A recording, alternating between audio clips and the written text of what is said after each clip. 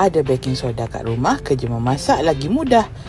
Tapi baking soda bukan sahaja digunakan untuk memasak, banyak lagi kegunaan lain. Jom sis kongsikan.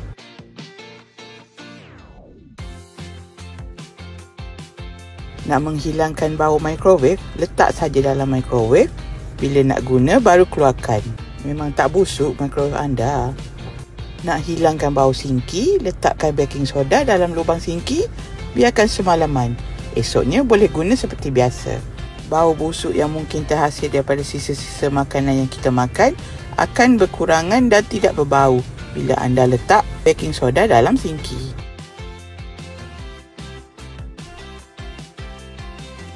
Letakkan baking soda dalam peti sejuk anda. Bau-bau dalam peti sejuk yang kurang menyenangkan tu pun boleh hilang. Selamat mencuba!